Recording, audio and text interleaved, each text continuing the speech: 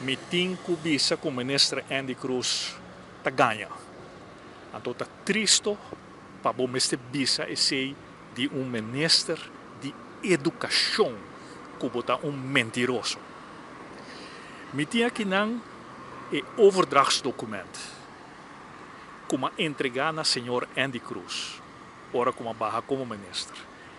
Den e overdrachtsdocument explica na página 10, body e título de begroting, que gedurende het hele kabinet Wever Cruz 1, die quale partido MEP, die senhor Andy Cruz dat forma parte, was het begrotingsbeleid van het ministerie gericht om, en tot in differente punten, en tot sakin aan te bing,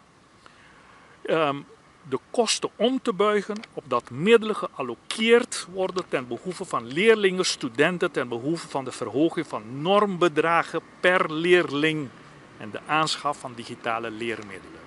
Ik wil zeggen, entregar na senhor Andy Cruz para mostrarle que nos logra aumentar el normbedrag para sobre el manejo de full periodo de gobierno de regering BC.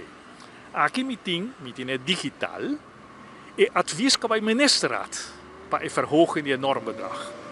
Die directie onderwijs, onda, nanta has referência, sakta maart 2021, que recentelijk is er een uitgebreid onderzoek gedaan door Erasmus Consulting en Training in zaken de doorberekening normbedragen, onderwijssubsidies.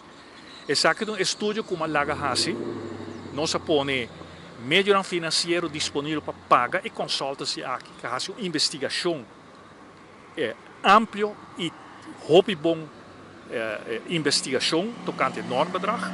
E não conselho, já que nada seguir bisa, que não conselho para fazer em 3 fases aumentar o normbedrag.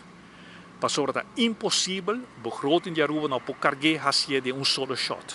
Então, na proponer de 2022 para 2024 bota bem que promete aumento de normbedrag. Depois de outra fase da 2025, 2027 e depois de 2028 para 2030 tá de 3 fases.